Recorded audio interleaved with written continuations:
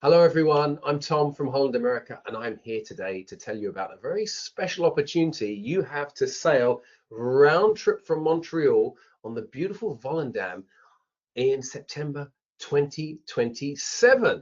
And it is all organized and hosted by an incredible travel agency owner and travel advisor. That, of course, is Renee from Red Orchid Travel. Many of you watching would have sailed with Renee to other parts of the world, and no doubt you had a fabulous time. Maybe it was Alaska, maybe it was Europe, maybe it was beyond to exotic climes.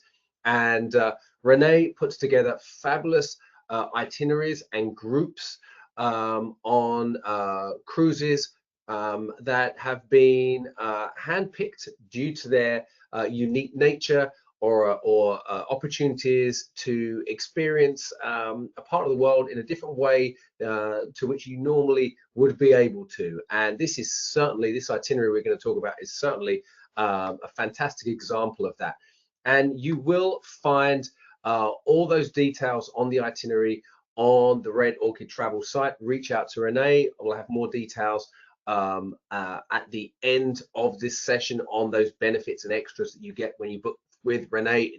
It of course isn't just about those extras and benefits which you will receive every time, but also that expertise which is priceless, and just the nature of these fabulous groups sailing together, taking advantage of extra benefits and amenities by being part of a Red Orchid Travel group. So we'll get into that, but first off, let's take a peek at the itinerary, and I'll walk you through why it was actually hand-picked. If it doesn't automatically jump out at you when we look at this itinerary, we see a few things. First off, it says 10-day Canada and New England. There's no New England in it. Why do we say New England? Well, Holland America cruises in three parts of the world during the summer months. Europe. Our history in Europe goes back 153 years. That's the heart and soul of Holland America. Alaska, no doubt you've heard about Holland America's wonderful Alaska experience. Maybe you've even sailed Alaska with Holland America, round trip out of Vancouver, no doubt, where I'm coming to you from today, by the way. The other part of the world we're sailing is sailing in the summer months is Canada and New England. So we call the entire season Canada and New England. But this particular itinerary isn't touching a US port, and that is one of the unique elements that makes this cruise very, very different. Also, it's round trip Montreal. Now, a typical Canada and New England cruise would be Montreal to Boston, or Boston Montreal, or round trip Boston, or Boston Quebec. And even with those that typically sail round trip Montreal, they would usually touch on a US port, maybe Bar Harbor, or a port in Canada, in New England, excuse me. That allows us to operate round trip from a Canadian port by going foreign to a foreign or international port during the itinerary. Well, in this case, that isn't happening. We're not going to that US port. Instead, we are going to New France, to St. Pierre and Miquelon. That allows us to have an entire sailing round trip out of Canadian waters that does not touch a US port. So that is the most unique element of all, and that is what has attracted so much attention to this itinerary since we launched it. There are 2 sailings in 2026. We're currently in the summer of 2026, more than fully booked. They flew off the shelves. 2027 is incredibly popular as well. But luckily for you, Renee and Red Orchid Travel have exclusive space held for you on this itinerary. And it is based on, of course, supply and demand. So you do need to book those spots while they remain within Renee's Red Orchid Travel group on the sailing. So yeah, an incredible opportunity to embark on an itinerary that is very rarely sailed and go to a part of the world that very few cruisers can say they have been to. I am going to drop my camera off of the screen now so you can see the screen a little bit bigger, because I know when the camera comes on it might shrink down the maps and the images. So I'm going to drop my camera off. I will come back on at the end. So let's take a peek at some of these ports. So it's sailing 1st of September on the Volendam. We'll talk about the ship in a little while. The first aspect that I mentioned was that round trip element. One of the first things that come to mind when we talk about round trip opportunities in cruising is the fact that it cuts out the need for open jaw air. Your air can be returned Montreal, so that makes it more economical. Obviously, speaking with Renee on this topic, working with Renee on your pre and post arrangements is key. Having this round trip component really allows you to maximize your time in Montreal for pre and post. What a fabulous city, fabulous time of year as well, when things are kind of quietening down in the city as we get towards the end of the summer months, possibly cooling down a little bit as well. So you have opportunities to perhaps spend time a day or two before in Montreal, maybe stay for a little bit of additional time at the end of the cruise. You have opportunities on both sides, and you can work with Renee on some ideas and ways to enjoy that extra time in Montreal. So the itinerary itself, this is kind of the play-by-play. This is the day-by-day. You may see on the bottom of the screen that asterisk, departure, arrival, subjects to tidal, weather, ice conditions. That's standard language I put there because that's what you'll always read in a brochure. All our arrivals and departures are subject to tidal conditions. It doesn't tend to impact our Canada, New England itineraries very much, but we have to mention it, especially if a sailing is in a waterway like the St. Lawrence River. Tides can impact, but like I say, doesn't really make much of an impact cruise to cruise, season to season for us.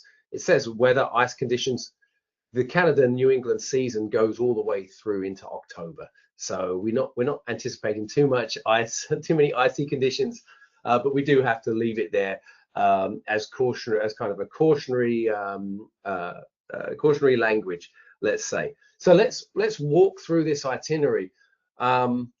It's a late departure from Montreal, which allows a little bit more flexibility. You don't need to rush to the ship to embark. Of course, you can embark as early as you like once embarkation opens, and then you have the ship to enjoy. Or because we're departing a little later, you can embark a little bit later yourself. So again, adds to that flexibility in Montreal. And it's a late sail off as the sun sets down the St. Lawrence. The second day of the itinerary, wow, what a sight. When we arrive in Quebec, we are just a short way from the front right there with the Chateau Frontenac in all its majesty and all its glory. We're walking distance into town, or you can take a short shuttle or taxi ride into town to walk around the streets. If you haven't been to Quebec, it is Quebec City it's an astounding place. The old city itself, it is the only intact and remaining fortified city fortification in North America, north of Mexico. So very special, great for exploring on foot, whether that's with a shore excursion or an organized shore experience, or independently. You've got all those culinary, wine, distillery tours, art tours, lots of ways to explore. And what I like about this itinerary is because we're there through to 7 p.m, you can explore Quebec in terms of the city itself, with all of those fun things to do around the city, and it gives you time if you wanted to go a little bit further out and explore some of the nature and the surrounds outside of the city limits. So you can do a little bit of both or stay within the city. You've really got some great options there, and we'll talk a little bit about how to kind of choose the select shore excursions in a moment. Saguenay, that was actually the image right at the beginning. I'm going to skip back here because we've got lots of images I want to share. This image, that's Saguenay right there. It's much more of a slower pace. This is great if you just want to do some outdoorsy experiences, depending on your level of intensity.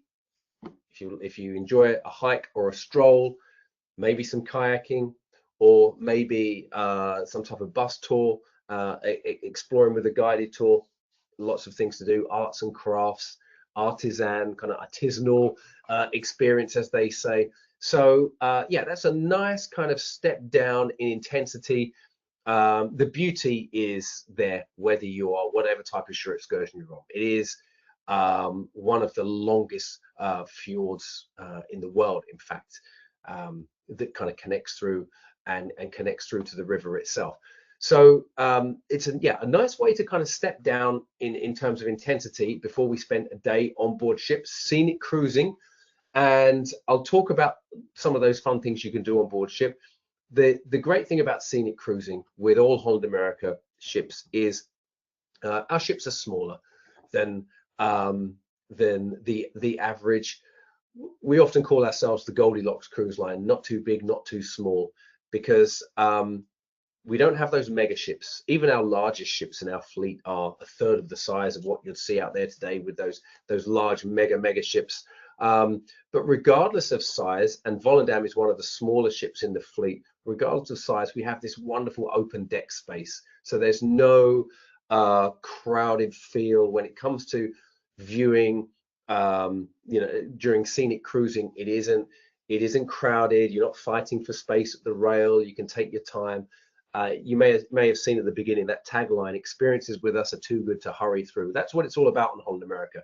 A nice slow-paced 10-day cruise, time for scenic cruising, and yeah, plenty of space when it comes to being able to take in those sights and sounds. And when we are scenic cruising, by the way, the St. Lawrence and the Gulf of St. Lawrence, the St. Lawrence River, it really evolves.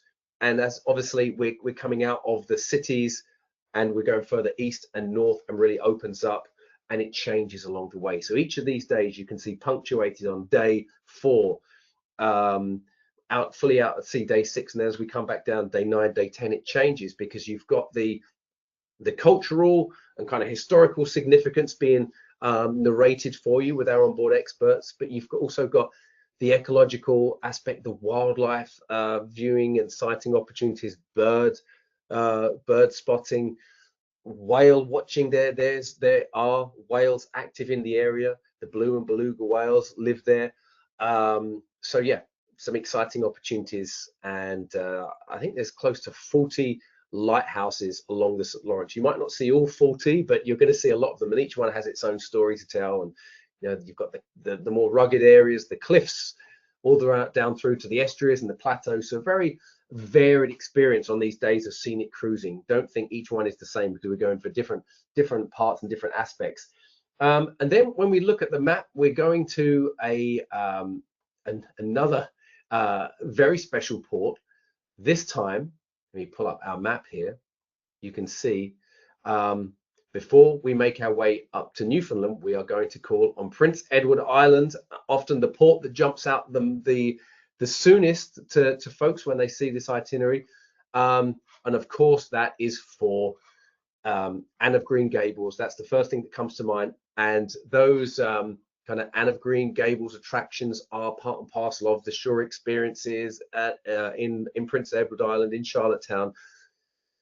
What I recommend is taking a shore experience, having a shore experience that combines some aspects of the town, of the island itself, and the history, as well as the Anne and Green Gables attractions. Because as well as that, that kind of notable history with Anne and Green Gables, the history goes deeper than that, with it being so closely tied to the Confederation of Canada, and the role in creating the Dominion of Canada, and along with the seafood, the lobster, it's all kind of all in the mix there. So that's why I think a shore excursion that kind of ties them all in together is a great idea. Then the next port is all the way up there in Newfoundland. That is a rite of passage for so many Canadians to visit Newfoundland. And the first thing I'll always say with Newfoundland is do not set your clocks to local time. Local time will be 30 minutes ahead, so do not set your clocks to local time. The ship will remind you of that. We're not going to move to the half hour. You don't want to be confused. It is known for those jelly bean houses. You can stroll among them. You can do the views from Signal Hill and walk around the Charms, but you can also do those kind of more broad, expansive island tours, because you've got that just incredible history that goes back so far. And you know, those areas that still remain intact. Also those cozy pubs, that's what jumps out to me with Newfoundland. After you've had your little explore in the morning, come back for a cozy pub lunch, and spend it like a true seafarer or fisherman from days of old in Newfoundland. So next on the itinerary, as I'm going to backtrack here, is that port again that I mentioned at the start, that allows us to do something so different, and that is the tiny island of St. Pierre and Miquelon.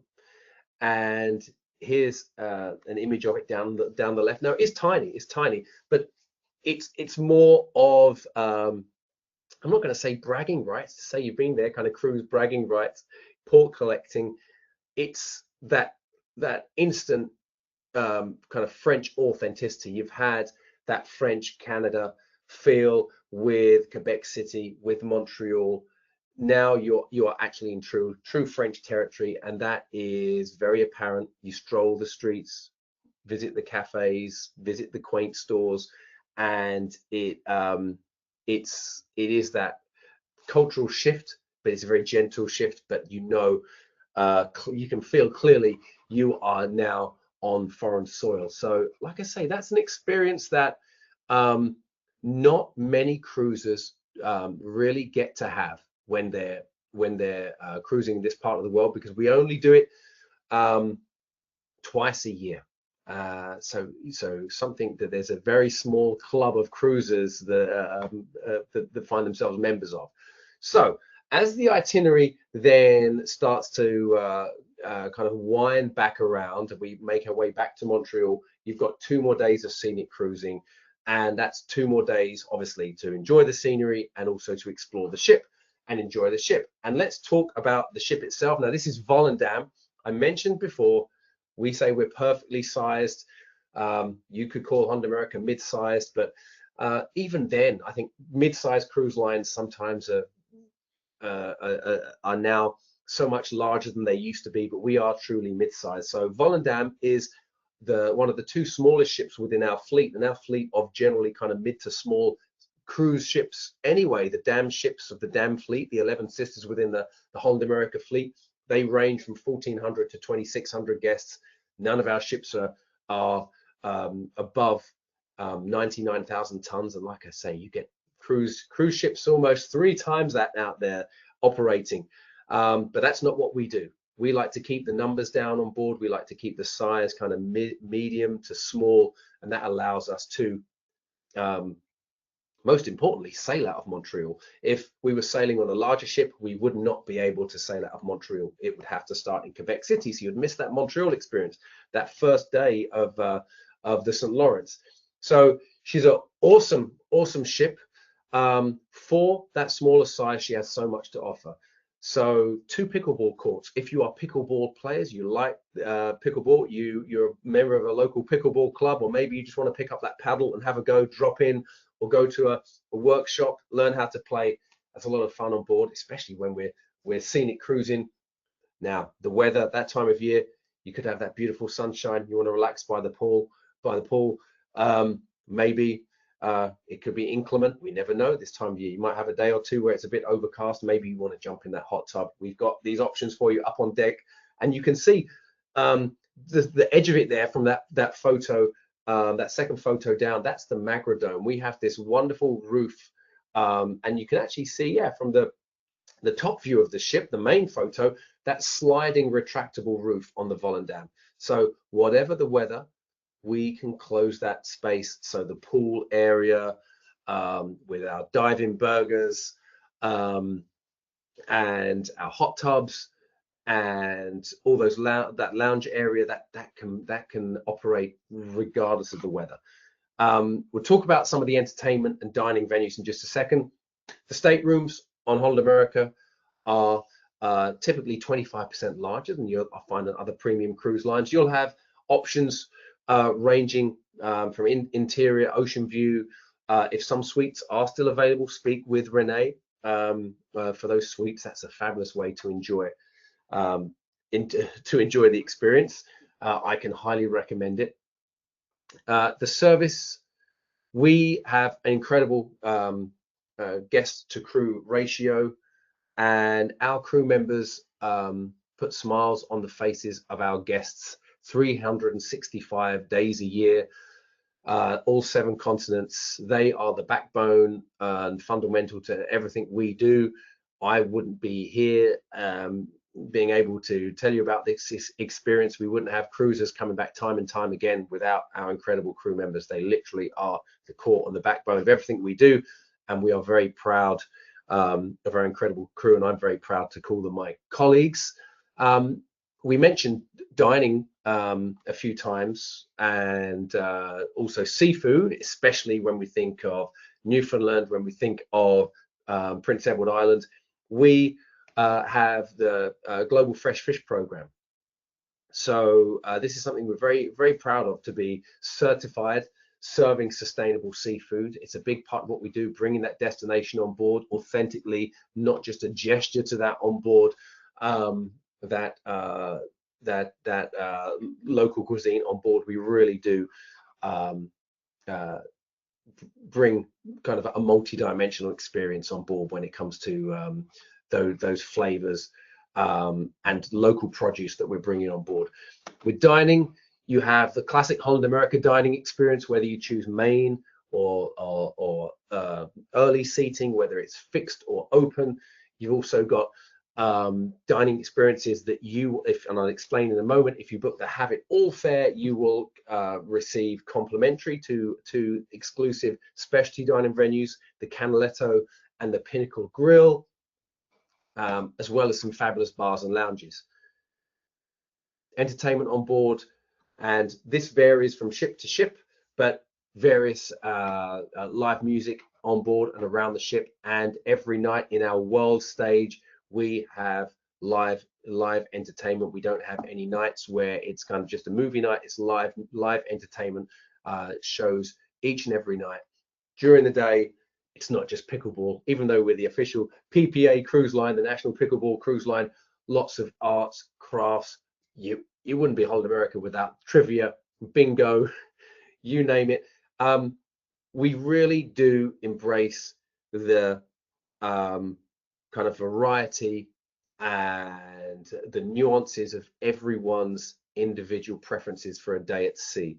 If I was to ask all of you watching this to give me a description of your ideal day at sea, it would be slightly different. Some of you might be up on the treadmill first thing in the morning. Some of you might be in the spa. Some of you would be walking the open deck. We have that wraparound deck. You can stroll in the morning. Maybe some of you, it's a breakfast routine, it's trivia. It might be that 9 a.m. Cocktail because you're on vacation, whatever it is. Everyone has a different way that kind of intersects throughout the day and overlaps with other guests. And that's why we do not try to have a one-size-fits-all experience with those day-to-day activities. We cherish everyone's traditions and everyone's preferences, their own individual routines, and that's why I love cruising Holland America so much. So let's talk about some of those benefits. I mentioned this, and I'll get into some of those benefits in a second that are uniquely available to you booking through Renee and Red Orchid Travel.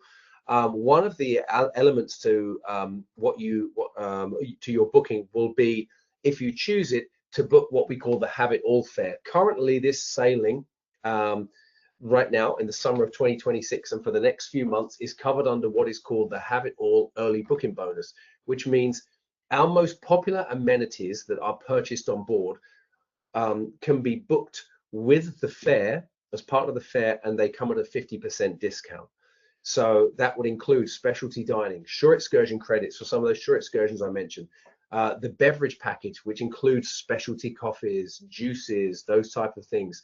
And this is the elite beverage package, so includes even more on that beverage menu. Premium Wi-Fi, super high-speed Wi-Fi.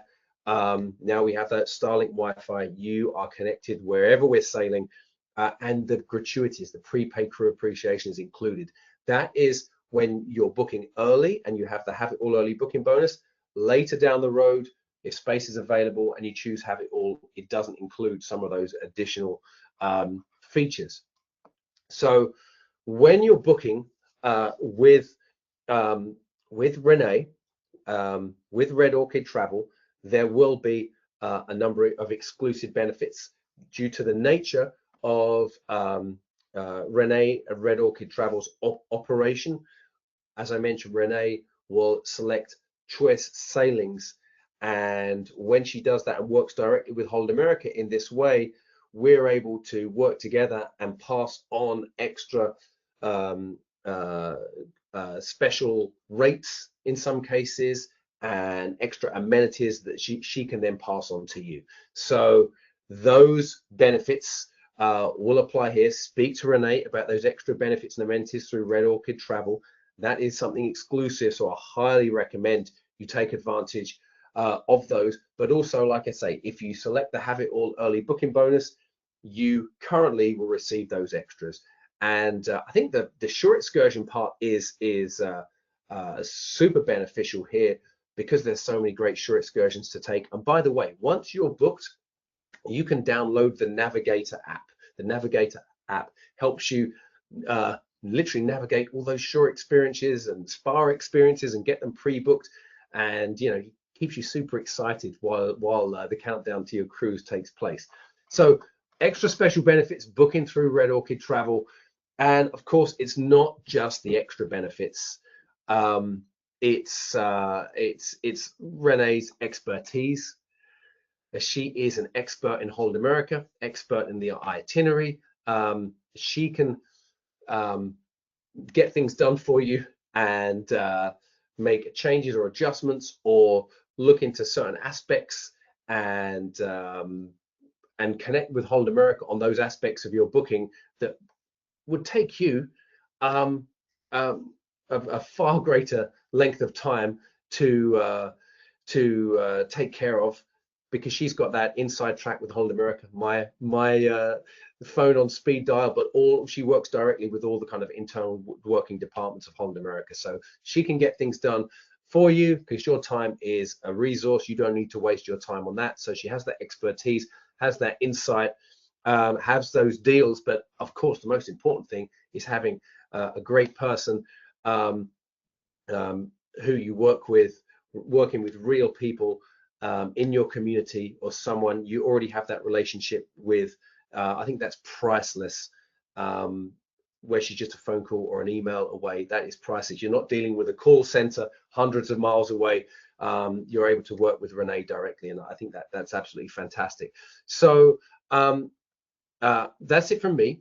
Thank you for spending a little bit of time listening to me talk about this fabulous itinerary. I hope you certainly select this one and you have a fabulous time on board with Renee, and I'll hope to see you on board this ship or perhaps another damn ship in the near future. Take care.